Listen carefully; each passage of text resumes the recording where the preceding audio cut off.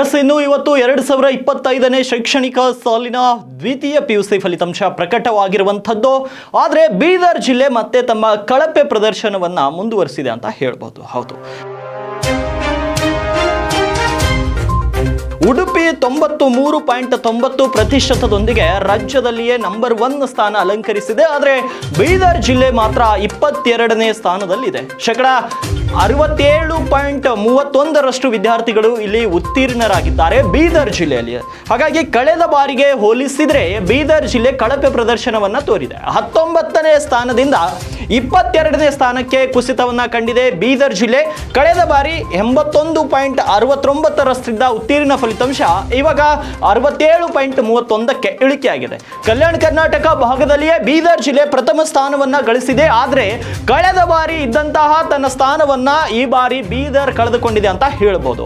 ಅನೇಕರು ಸಾಕಷ್ಟು ಪ್ರಯತ್ನಗಳನ್ನ ಪಟ್ಟಿದ್ರು ಮತ್ತು ಶೈಕ್ಷಣಿಕವಾಗಿ ಬೀದರ್ ಮತ್ತಷ್ಟು ಅಭಿವೃದ್ಧಿ ಆಗಬೇಕು ಅನ್ನೋದು ಈ ಫಲಿತಾಂಶದಿಂದ ಎಲ್ಲರೂ ಕಂಡುಕೊಳ್ಬೇಕಾಗಿದೆ. ಇಲ್ಲಿರುವಂತಹ ಶಿಕ್ಷಣ ತಜ್ಞರು, ಅಧಿಕಾರಿಗಳು, ಜನಪ್ರತಿನಿಧಿಗಳು ಎಲ್ಲರೂ ಕೂಡ ಈ ಒಂದು ಫಲಿತಾಂಶದ ಕಡೆ ಗಮನ ಹರಿಸಬೇಕು. ಯಾಕೆ ಬೀದರ್ 19ನೇ ಸ್ಥಾನದಿಂದ 22ನೇ ಸ್ಥಾನಕ್ಕೆ ಕುಸಿಯಿತು?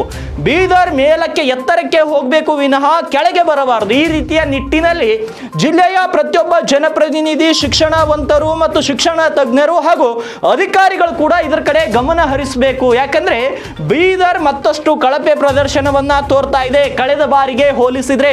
ಆದ್ರೆ ಈ ಬಾರಿಯ ಫಲಿತಾಂಶ ಸಾಕಷ್ಟು ನಿರಾಸೆಯನ್ನ ಮೂಡಿಸಿದೆ.